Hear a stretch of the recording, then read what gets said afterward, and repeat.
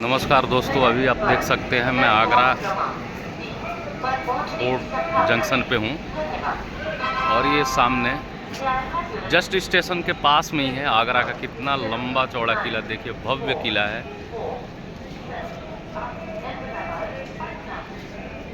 बड़ा ही सुंदर दिख रहा है। ये अपने भारत के इतिहास को उजागर करता है और बताता ये है,